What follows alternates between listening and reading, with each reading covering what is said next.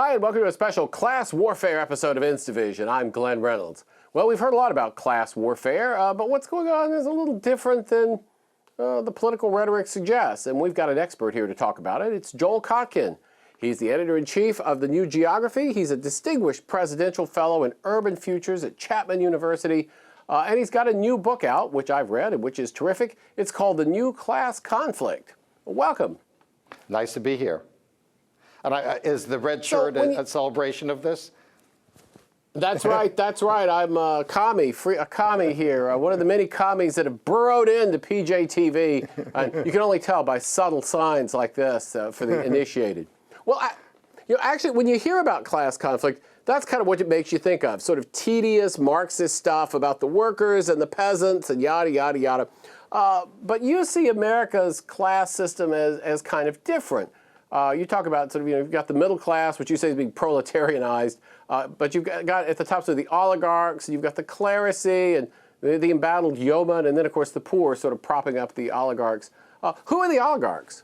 Well, the oligarchs are really, there's an old oligarchy, which is oil and the defense industry and home builders and agribusiness, but they're being replaced by a new and very powerful new oligarchy, which is mainly on the entertainment side, the media side, and also very, very definitively in high tech. I mean, high tech has evolved into a part of a sort of new, if you will, counter-establishment, which has its own agenda and is pushing that agenda very, very hard right now. What is that agenda? Well, I think the agenda is, it's very interesting. You know, you talk to oil guys, they don't say, oh, I wish we could wipe out Silicon Valley. But the Silicon Valley really wants to wipe out the oil industry. They want to wipe out, you know, almost anything tangible. They want a terms of an economy which really is about asset inflation. It's about IPOs. It's about cheap money. And it really, you know, one big difference of the old oligarchs needed a middle class. They might have been SOBs, but they needed people to buy houses, buy cars, buy refrigerators. Now, you know, if you're a high-tech oligarch, all you need is somebody to buy a smartphone. You don't really need anything else. You don't need a middle class. In many ways, you have no interest in the middle class market. And so fundamentally, their view of what they want to see with the economy is very different. Plus, they don't use a lot of energy. So having extremely expensive, subsidized green energy is fine with them because, you know, they don't really need it anyway. So they'll turn us all into beggars with smartphones because they're easier to please. Well, the oligarchs couldn't get what they wanted unless they were sort of propped up. And you say there's sort of a mid-level, which you call the clerisy, which kind of plays the role that the religious establishment used to play in the medieval eras of sort of legitimizing things and bringing the peasants along. Who is that? Well, this is really the universities, the media, some of the entertainment media, and the bureaucracy itself. You know, under President Obama, and I think here in California as well, what you see is a very, very politicized bureaucracy that is really basically doing the bidding of the Democratic Party and has become the key to the Democratic Party.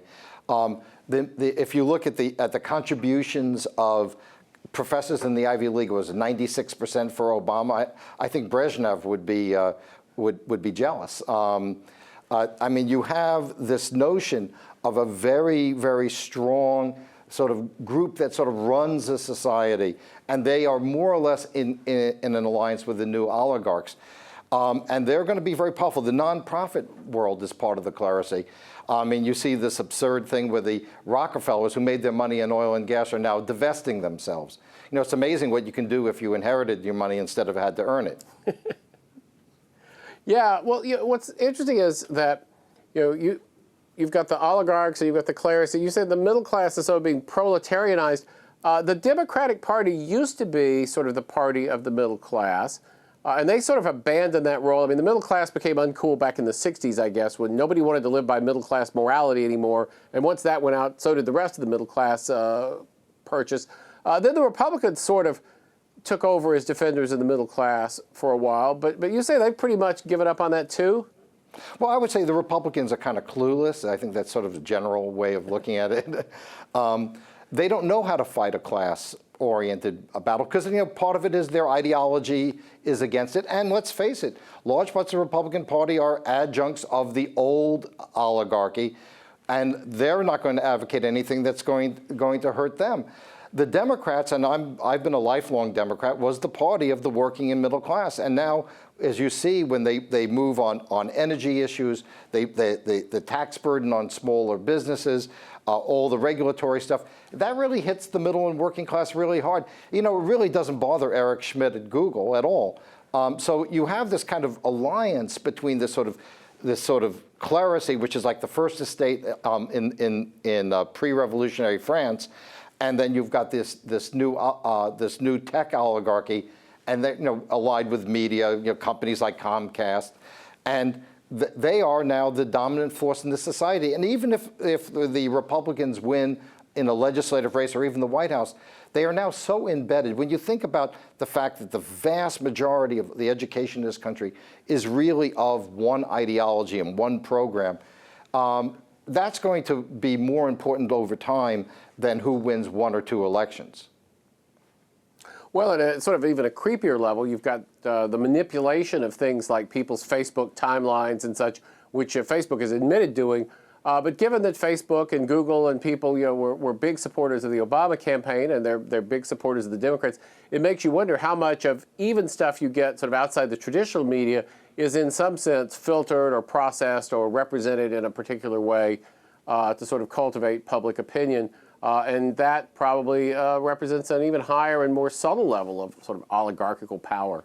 Oh, there's no question. I mean, I think that's the scariest part of all. If you look at websites who decide that anybody who is at all skeptical on climate is a denier and should not be admitted into it. Actually, I've seen an editorial in USA Today where their media guy says, "Oh, isn't it great that the LA Times decides not to print letters of people who are skeptics on climate?"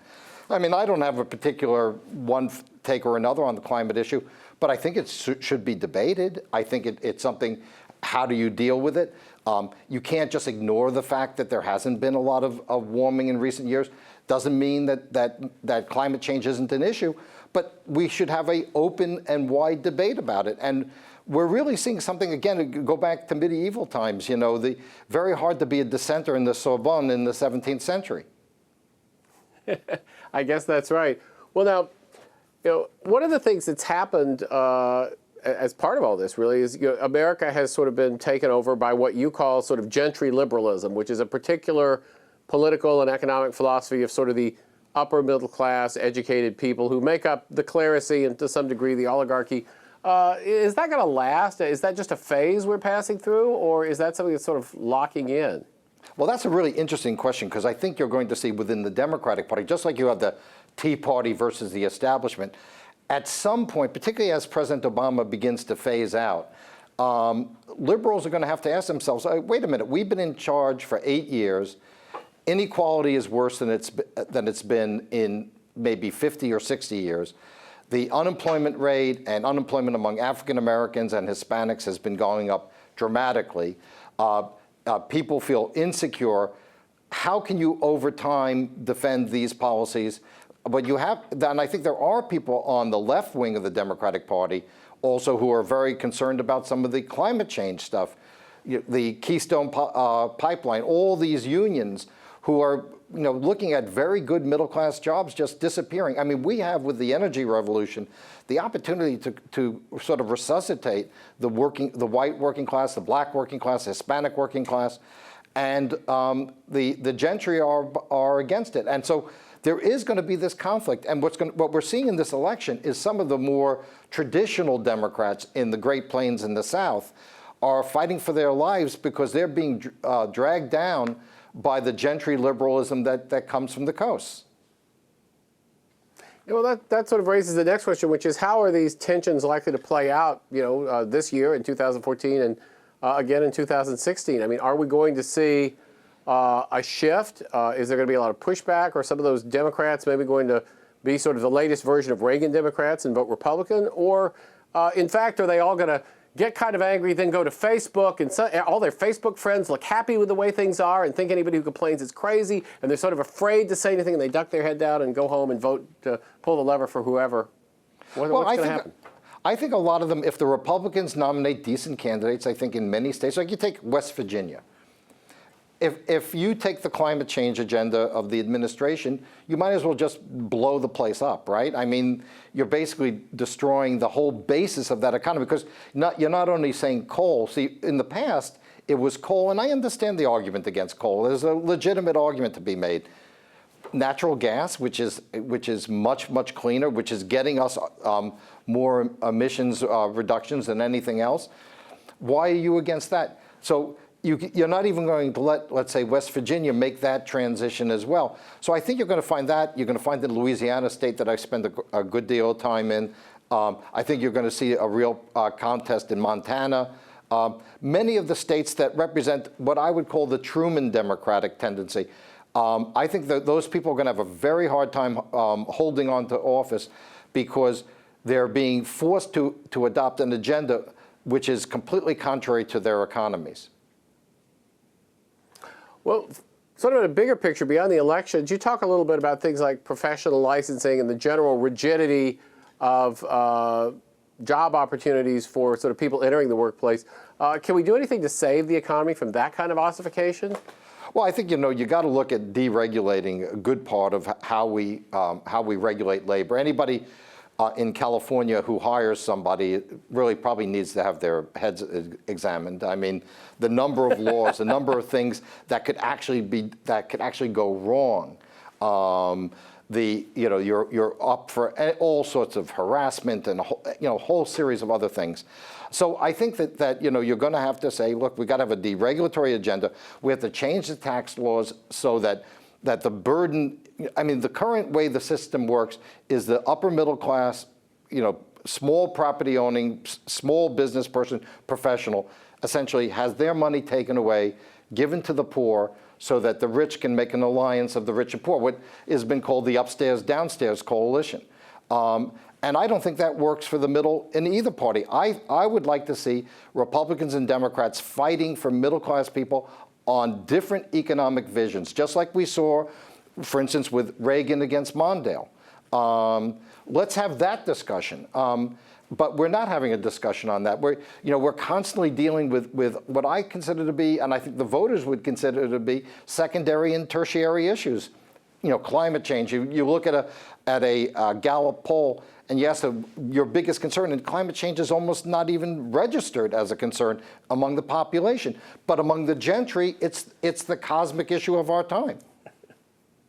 Yeah, it's interesting. You look at the polls, and nobody much seems to care about climate change, immigration, the Redskins name, and yet those are the things that take up a lot of the political oxygen. And I actually kind of think that's probably not an accident. Well, where can people go to find out more? Well, I think the key thing is obviously, the book, which I hope they'll have a chance to read. They go to newgeography.com. We've done a lot of work on this issue.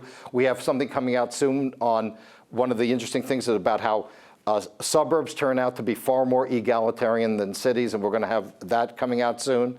And then obviously, if you go to my website, joelkotkin.com, we have a lot on that. But what I'm really trying to do is say this is not a right-wing agenda or a left-wing agenda.